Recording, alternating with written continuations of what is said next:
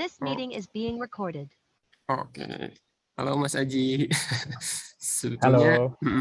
selamat datang Mas. Jadi terima kasih udah nyempetin waktunya buat diskusi.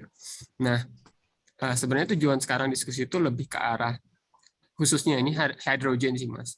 Dan mungkin lebih rincinya lagi terkait market dan sebagainya. Jadi biar lebih apa ya istilahnya terbuka kita gimana kondisinya saat ini sebenarnya kayak gitu.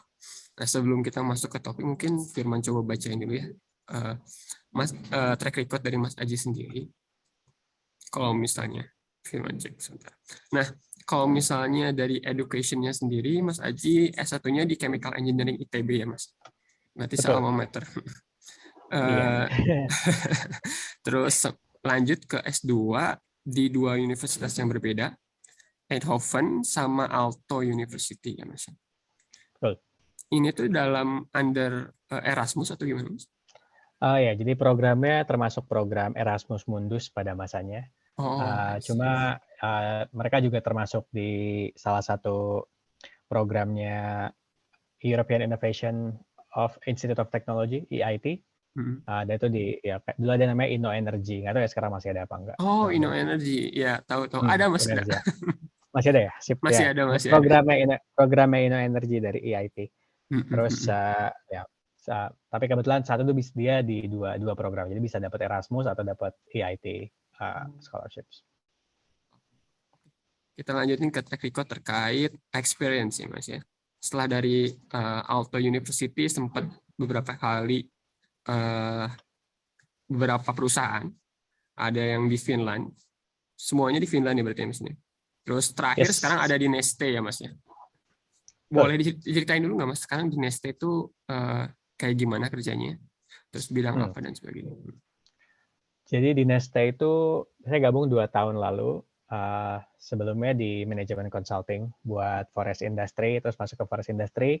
Dan di Neste itu gabungnya sebagai innovation intelligence manager. Jadi assist. Jadi Neste punya banyak kayak bidang-bidang inovasi yang mulai berkembang ke arah komersial. Nah, mereka butuh beberapa analisis tentang market, tentang business environments, atau tentang kayak regulatory analysis, competitor analysis. Nah, itu dulu nge-assist di beberapa bisnis platformnya Neste, dan mulai November tahun lalu pindah menjadi business development manager khusus buat renewable hydrogen. Jadi sekarang tugasnya ngembangin bisnis pertamanya Neste untuk masuk ke dunia renewable hydrogen, switching from gray to green hydrogen or other type of hydrogens basically. Berarti sekarang Neste itu production sendiri green hydrogen ini atau gimana? Sekarang kita belum produksi green hydrogen dan belum. Jadi Neste punya 3 aset. Dia ada di Finlandia 1, dan di Rotterdam di Belanda 1, dan di Singapura sedang ekspansi sekarang 1. Tiga-tiganya masih menggunakan gray hydrogen. Di Finland kita produksi kayak 50 sebagian di produksi sendiri, sebagian dari third party. Kalau di Rotterdam sama Singapura kita semua masih sourcing dari third party buat hydrogennya. Nah, sekarang karena beberapa regulasi kita mulai tertarik buat ngelihat gimana caranya mengubah si gray hydrogen jadi low emission hydrogen lewat beberapa cara sih. Jadi fungsinya kita punya target buat jadi carbon neutral production by 2035, dan juga punya beberapa target climate target lain yang mensupport switch dari gray to green or blue or any other low carbon hydrogen basically. I see. So buat teman-teman mungkin yang belum terlalu tahu terkait ada gray, blue sama green hydrogen. Jadi kalau gray itu istilahnya perbedaan ini dari karbon yang dihasilkan sih ketika produksinya kan Mas ya. Jadi kalau gray sama blue itu ya masih basically fossil fuel, cuman kalau blue itu ada carbon capture, teknologi carbon capture juga, atau ada teknologi lainnya yang istilahnya itu menurunkan emissionnya dari proses produksinya. Sedangkan kalau green hydrogen itu udah literally renewable energy, pun karbon yang dihasilkan udah net zero karbon gitu kan ya Mas ya, betul? Yes ya, almost net zero ya, tergantung sih. Jadi Almost net zero. ya banyak regulasi. Jadi sebetulnya kategorisasi hidrogen itu masih politik lah ya ibaratnya. Kita belum ada apa ya, untuk green hydrogen misalnya, beberapa renewable kayak European Union, mereka lebih mengedepankan solar and wind-based renewable electricity. Sementara ada beberapa negara yang juga mensupport kayak bioenergy, geothermal, itu sebagai landasan buat green hydrogen. Basically kalau green hydrogen secara umum tuh dari electrolysis. Jadi dia electrolysis menggunakan low emission electricity. Jadi bukan dari fossil electricity lagi kayak gitu.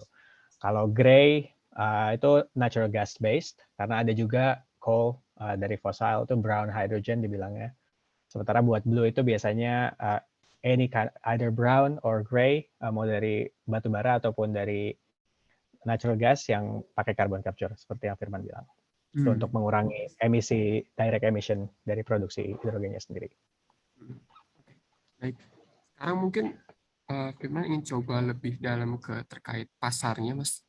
Mungkin bakal rinci kayak misalnya Firman coba bahas terkait pasar dari sisi ketika hydrogen ini dipakai sebagai apa ya istilahnya storage system misalnya, pun juga pengen bahas juga terkait hydrogen ini sebagai transportation fuel dari transportasi, pengen juga bahas ke yang lainnya gitu, misalnya hydrogen mix untuk entah diesel kayak gitu. Ya. Mau dari mana dulu nih? Mulai kalau mau dari existing use kayak yang sekarang dipakai di mana sih hidrogen itu kan? Boleh, Mas. Paling banyak kan di pupuk ammonia production. Terus buat di refinery, ini kombinasi ya karena refinery tergantung outputnya mau lebih ke gasolin atau lebih ke diesel, dia biasanya butuh hidrogen dari luar diasupin lagi. Sebenarnya kan beberapa proses di refinery sebenarnya menghasilkan byproduct hidrogen. Cuma biasanya nggak cukup untuk refinery modern yang butuh kayak desulfurisasi yang lebih tinggi itu mereka biasanya butuh lebih banyak hidrogen yang mereka ambil dari luar refinery prosesnya sendiri. Terus ada buat methanol production juga lumayan gede. Dan sisanya tuh kayak kesebar di beberapa kayak penggunaan kecil gitu. Nah kalau Firman mau bahas yang seperti buat transportasi, buat DRI, buat direct reduce iron, buat steel industry basically, atau buat storage, itu kita bilangnya masih emerging. Jadi sebetulnya belum ada market yang signifikan buat bidang-bidang baru gitu, buat bidang-bidang yang lebih apa ya futuristik lah buat hidrogen itu sendiri.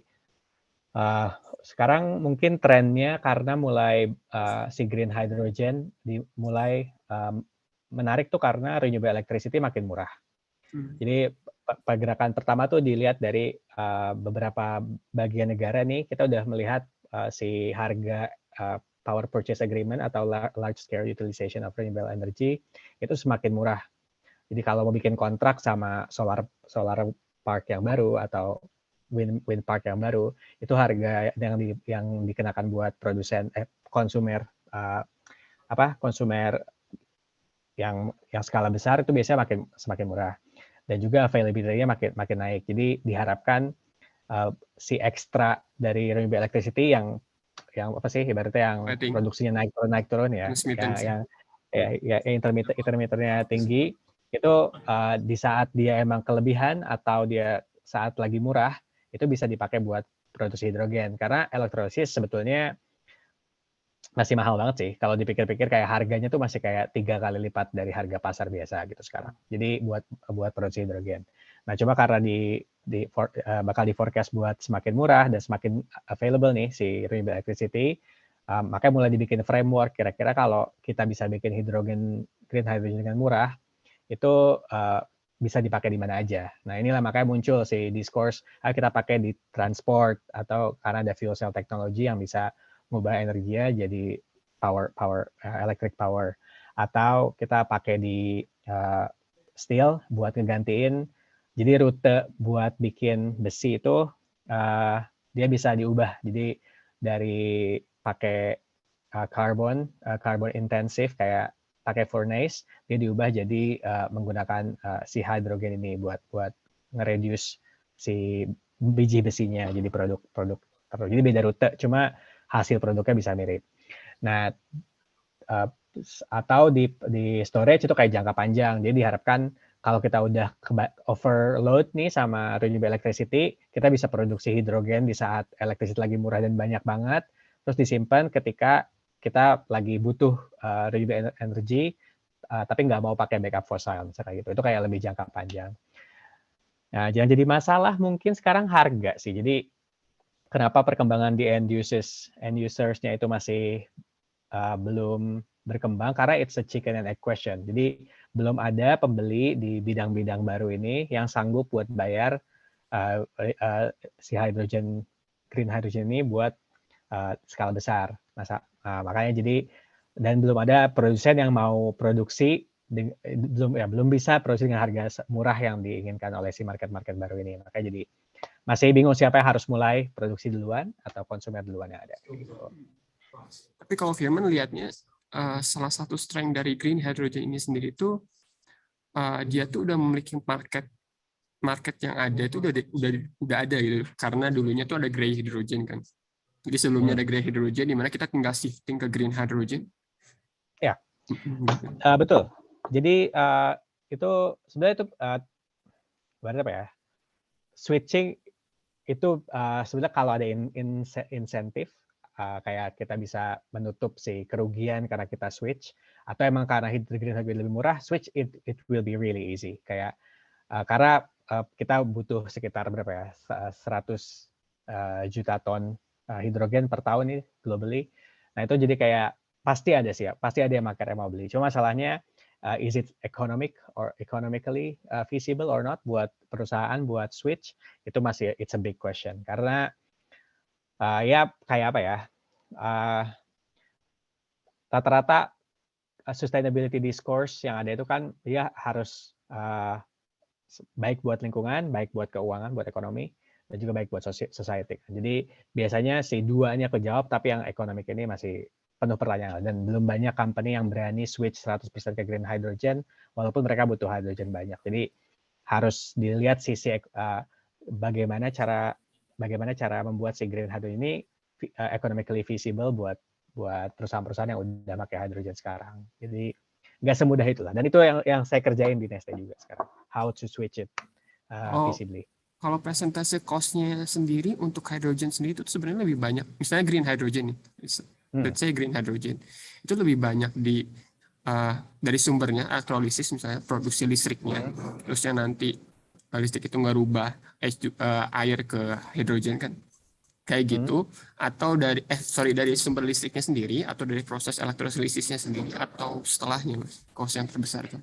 Yang paling banyak dari electricity ya, jadi dari harga listrik ya sih. Makanya jadi diharapkan ke depannya bakal makin murah tuh karena si renewable electricity harganya diproyeksikan bakal turun untuk ke depannya. Jadi ya tantangannya lebih ke volume si renewable electricity belum. Dan perlu diingat kayak apa ya, scalability-nya tuh benar-benar bergantung sama ketersediaan renewable electricity. Karena untuk setiap 1 megawatt elektrolisis kita butuh sekitar 3 megawatt, 3-4 megawatt renewable electricity source. Jadi 4 kali lebih banyak. Karena kalau kita pengen produksi terus-terusan ya. Jadi it's a challenge buat produsen buat produksi dalam skala besar, karena rata-rata industri sekarang mereka kalau pakai hidrogen kan konsisten, jadi konstan nih dipakai itu volumenya tetap, atau ya ada intermitensi tapi dikit. Coba kalau pakai elektrolisis yang kita cuma mengandalkan satu sumber renewable electricity, itu produksi bakal naik turun, dan itu biasanya kita bakal sulit buat di balancingnya, karena hidrogen tuh susah banget buat di store sekarang. Karena dia volumetriknya kan gede ya, buat kayak mass volumetriknya besar, jadi dia butuh tangki yang besar banget untuk kayak jumlah yang nggak seberapa gitu, kayak gitu. Dan ya secara teknologi mungkin nggak ada masalah sih sebetulnya. Jadi udah ada solusi-solusi buat kayak skala kecil, menengah gitu, udah banyak solusinya. Cuma untuk skala besar, karena industri juga butuhnya besar, ya it's still a waiting game. Kapan teknologi-teknologi yang large scale bakal mulai ekonomis buat perusahaan-perusahaan. berarti untuk dari sisi biaya listrik sendiri kan, Mas, kalau misalnya dari segi solar cell sendiri kan sekarang udah sebenarnya udah sangat bersaing ya dengan fossil fuel, Mas, dari electricity yang diproduksi. Ya, tapi betul. Untuk beberapa negara, saya lihat sih perkembangannya udah lebih murah jadi udah dibandingin base load kayak coal, oil gitu, mereka udah lebih murah. Cuma permasalahannya mungkin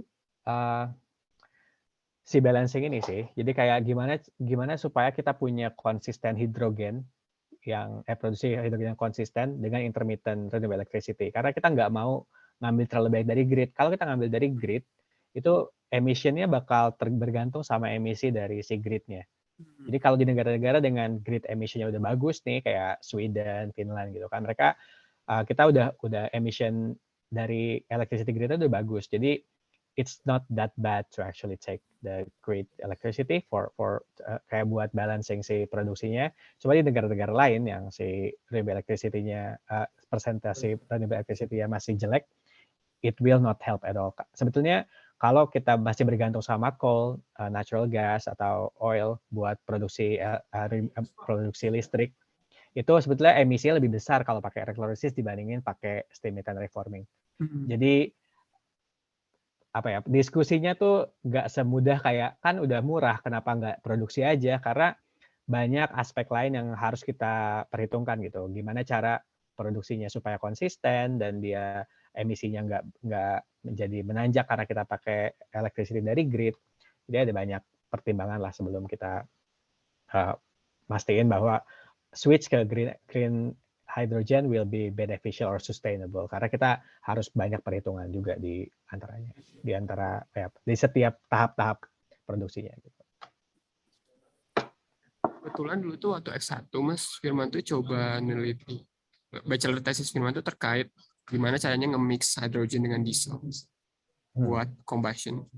Nah di sana tuh sebenarnya ada opportunity, istilahnya kita mengurangi konsumsi diesel, terus kita pakai mix hydrogen itu. Pun hasilnya pun cukup memuaskan dalam artian kerja yang didapatkan itu dan efisiensi yang didapatnya itu cukup lebih tinggi malah ketika kita hanya diesel untuk itu. Nah, kalau misalnya dari segi market saat ini ada nggak sih Mas kalau misalnya yang melihat ke arah sana gitu, nge-mix fuel gitu?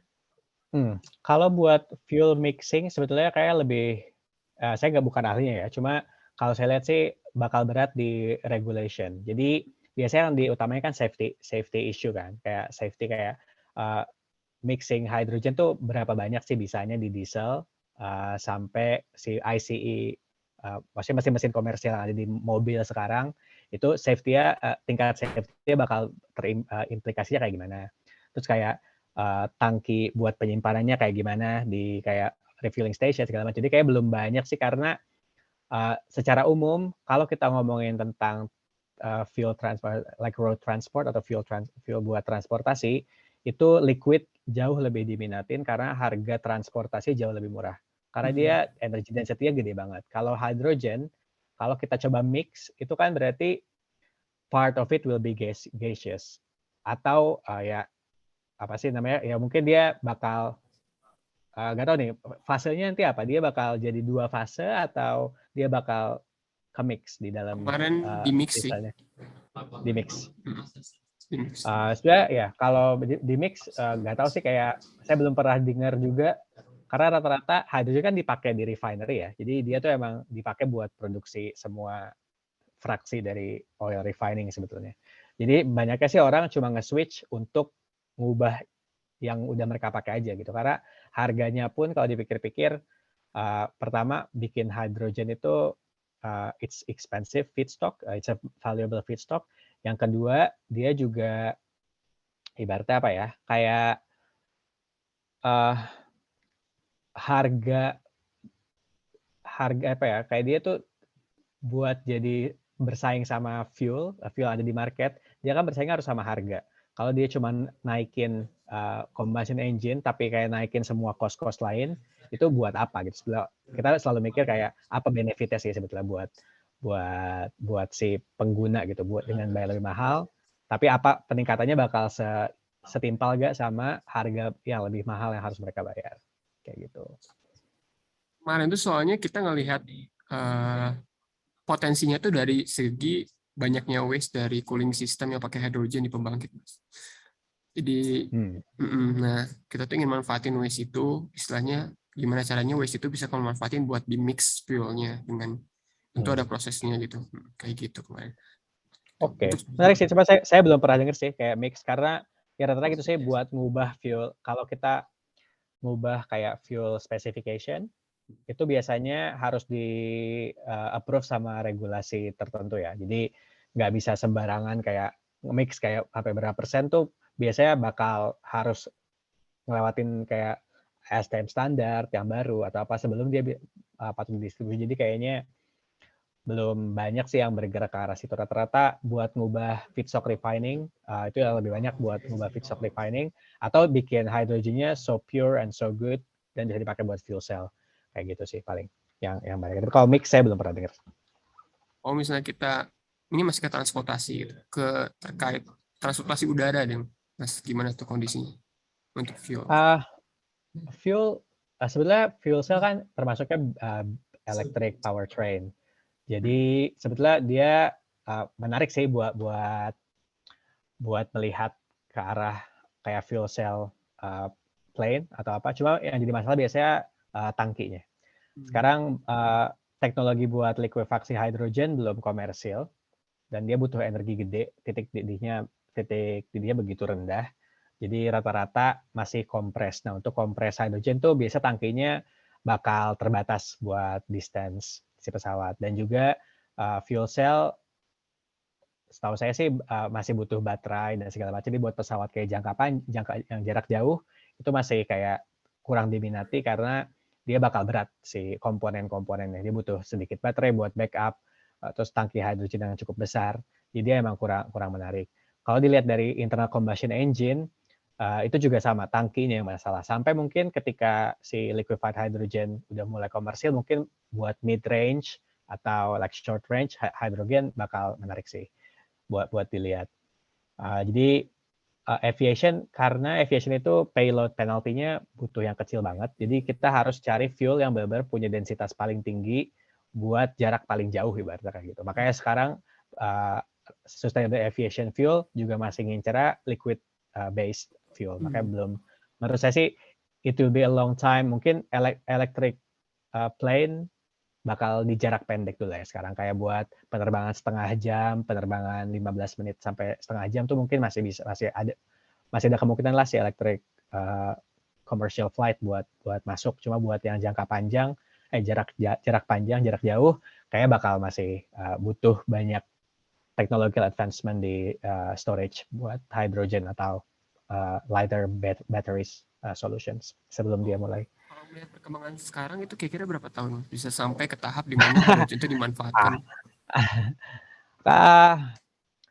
Sebetulnya ya Neste tuh udah melihat potensinya tuh dipakai di pembuatan sustainable aviation fuel tapi dari waste oils. Jadi kita ngubah ya kita kan udah punya proprietary technology buat ngubah si waste oil and fats ini jadi diesel, jadi renewable diesel, dan dia bisa 100% ngegantiin fossil diesel.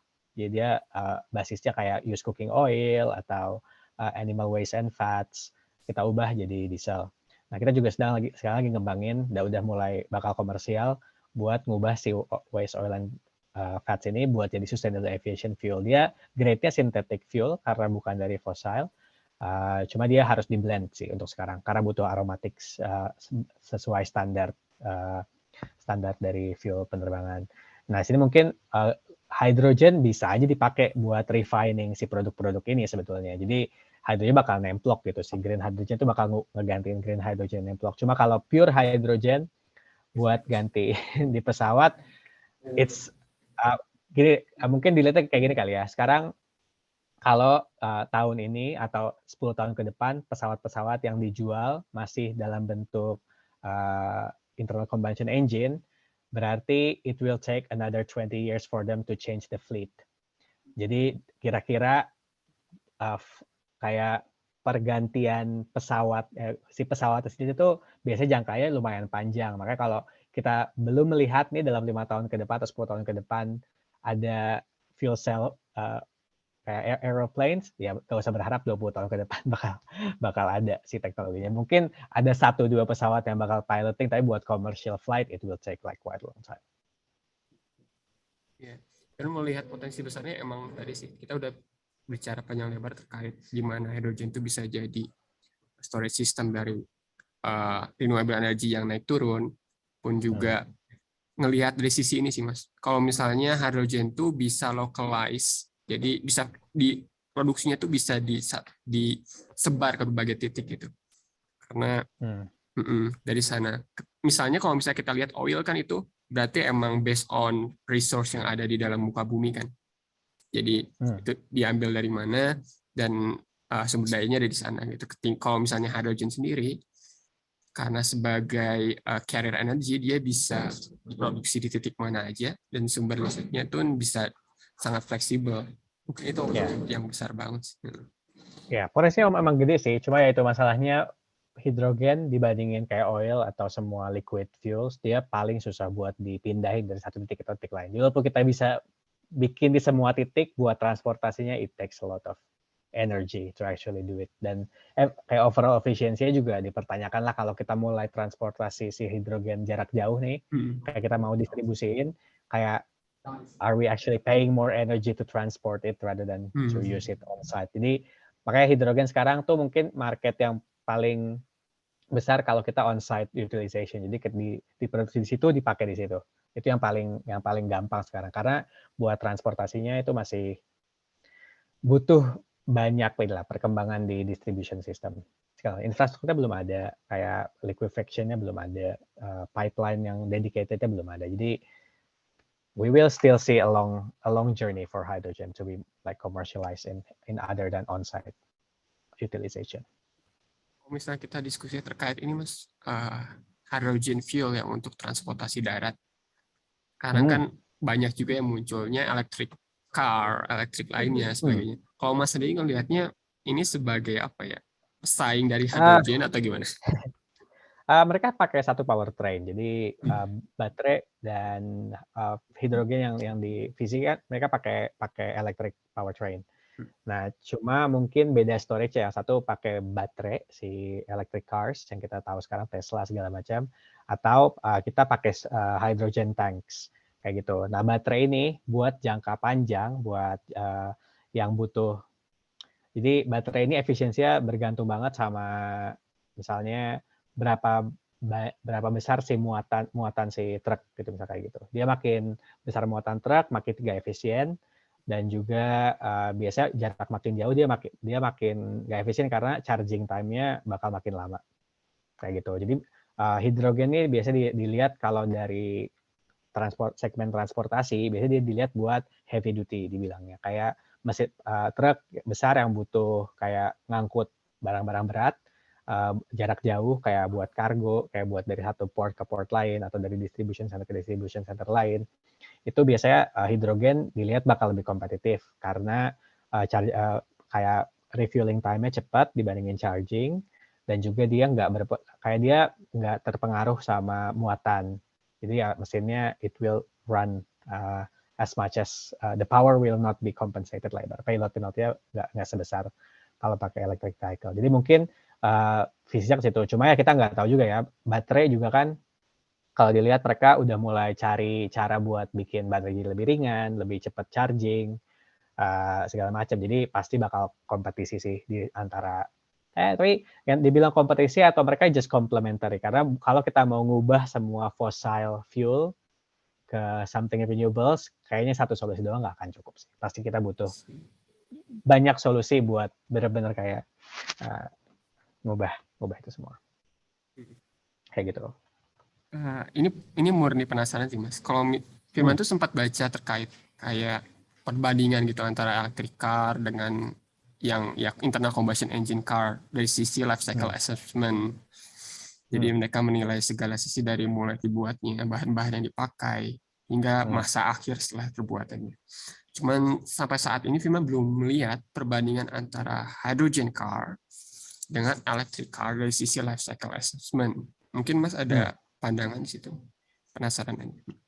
Saya pernah sih lihat beberapa, mungkin coba cek di kayak perusahaan-perusahaan truk gitu, kayak manufaktur kayak Volvo, Daimler, Mercedes. Mereka biasanya juga ngeluarin studi tentang hidrogen. Kayaknya sih sebetulnya saya nggak tahu ya, saya nggak terlalu aktif di bidang ini life cycle assessment, jadi nggak bisa bilang banyak juga.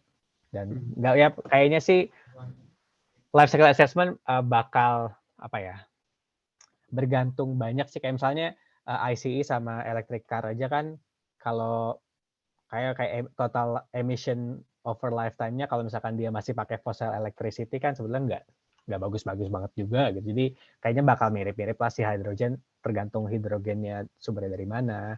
Terus kayak udah ada recycling dari fuel cell stack-nya atau belum, segala macam. Jadi itu bakal ada range yang cukup besar juga sih, seperti electric vehicle menurut saya. Sebenarnya Firman ngangkat ini tuh karena seringkali itu kita ngelihat apa ya, bersih atau enggak tuh dari satu sisi gitu. Tapi kan kalau misalnya kita pakai life cycle assessment itu artinya banyak sisi yang dinilai. Dan ketika kita pakai tools itu, kita akhirnya bisa lebih objektif menilai suatu produk. Itu sih sebenarnya biar. Ya betul. Coba ya, kita harus tahu juga ya, kayak kalau lihat life cycle assessment tuh kita harus lihat scope boundary-nya kadang-kadang. Kadang tuh enggak apa ya, ya over semua bisa cradle to cradle, tapi boundary-nya tuh bisa suka beda-beda tiap study. Jadi kita harus juga hati-hati gitu pas baca life cycle assessment tuh scope boundary-nya kayak gimana, dan mereka bandingin atau yang mau mereka achieve tuh sebetulnya perbandingan apa. Ada yang pengen achieve-nya kan murni CO2 emission equivalent, ada yang pengen kayak material recyclability atau segala macam. Jadi harus lebih hati-hati juga sih kalau baca life cycle assessment, karena nggak semua satu studi kita ambil bisa bikin kayak semua objektif terpenuhi juga, kadang nggak bisa kayak gitu juga. Kadang asumsinya pun berbeda, kayak misalnya elektrikal, misalnya baterainya dipakai dua baterai dalam lifetime-nya atau satu baterai doang di lifetime, itu bisa sangat berbeda. Oke. Ya. Mungkin ini terakhir sih terkait market sih Mas.